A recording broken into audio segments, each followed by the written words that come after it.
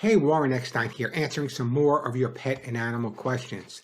I got this question from Cathy. Cathy writes, Warren, my husband has recently passed away, and our dog, who usually is with him 24/7, was with me at our other home, so he has no idea.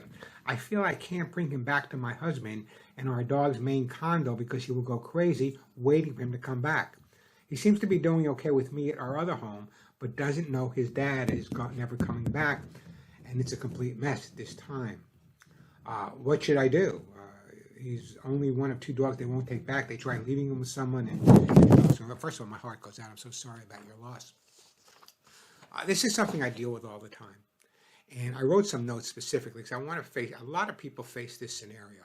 Let's face it, we're all getting older, and sooner or later, someone we know or someone the dog or cat may really be attached to is going to pass away. So there are things that you need to do. And perhaps the first thing you can do, Cathy, and this goes for everyone out there, the first thing you can do, and I wrote this list, I said, is to recognize that your dog or cat is in fact going through some type of grieving or some type of depression.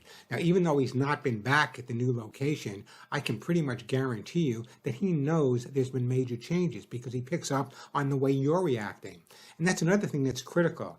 When you have a dog in your life and a significant other passes away, very often you don't really give the dog the opportunity to grieve. And then you're grieving so hard at the same time that you're even making it worse. One of the things I really stress when you're around a dog, as you recognize that there's something going on, try to be upbeat. I know that's almost impossible. Listen, having lost a spouse at a young age myself, I know what you're going through.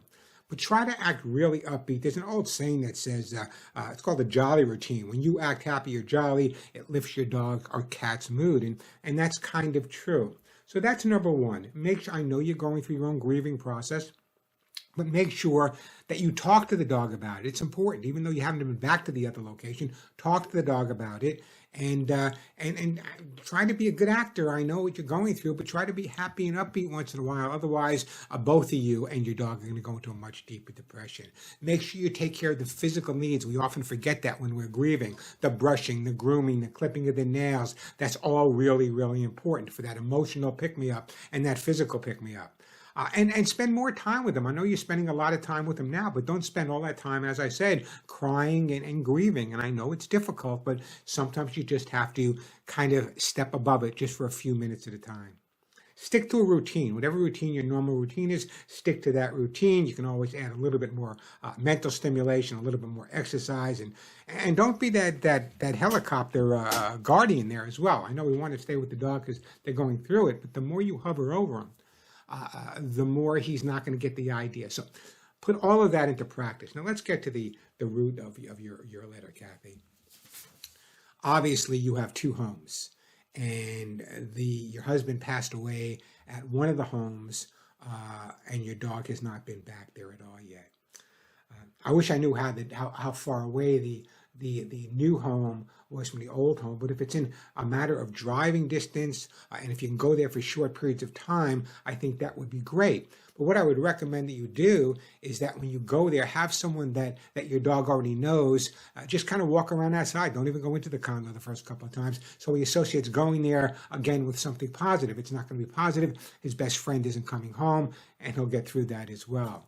I would say I would bring him there, but before you bring him there, what I would do is kind of maybe place a few new items around the house to distract him a little bit. Distraction therapy can be amazing in resolving issues.